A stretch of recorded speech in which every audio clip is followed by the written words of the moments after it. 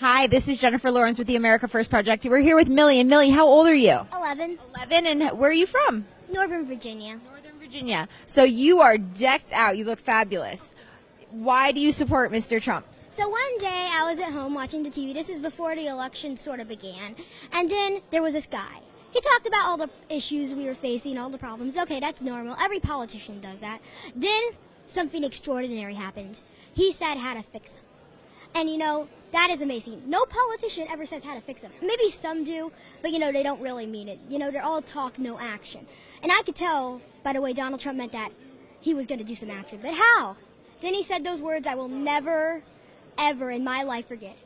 I, Donald J. Trump, am running for president. And he talked about all these issues. And one of the other reasons I like him is because this is my favorite reason. We will build a wall on our southern borders, and Mexico, no buts about it, Mexico will pay for the wall. Mexico, not us.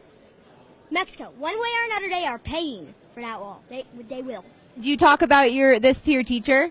Oh, yeah, she's actually a Republican. Oh, she is? Does anybody in your school give you a hard time for supporting Mr. Trump? Lots of the kids in my class do. Mostly the sixth graders do a lot, Yeah. What do they say to you?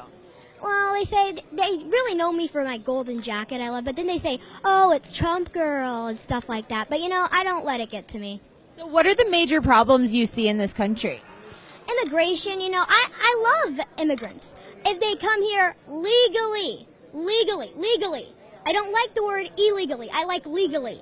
And if they're not going to do that, we have to put some precautions. As a kid, what do you see as other than immigration, what is the other problems that you see? Education. The teachers union controls everything. So I like how Donald Trump put in charge of education a lady named Miss Betsy, I think.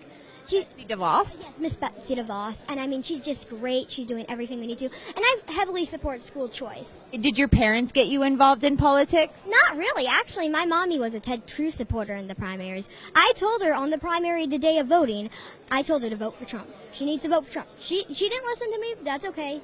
But now, after the primary, she realized the mistake she did. I like Ted Cruz, just not as much as Donald Trump. What do you want to be when you grow up?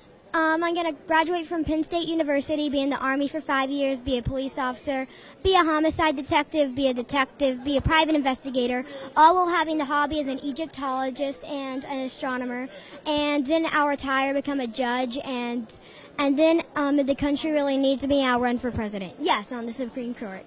Oh, so you're going to run for president. That would be awesome. And what are you gonna run like Mr. Trump ran and tell the media that they're not what is gonna make the world go around anymore? That it's the American people that are what's gonna make the world go around? Of course, but I don't know the way I'll run for president because I don't know what the politics will be like when I grow up. Maybe something will change. Maybe the media will be a little bit nicer. Not gonna happen.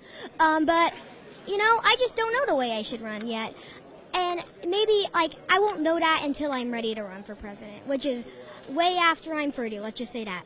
So if Mr. Trump wasn't if he wasn't in the election this cycle, would you have been involved in politics like you are? I don't really know. I've always been involved in politics, but just not really that much, just a little bit. But, without Trump, I wouldn't be here. I wouldn't be at CPAC. I would just be at home. Watching TV, playing video games, watching Disney, maybe watching a little bit of news, but not as much as I do now.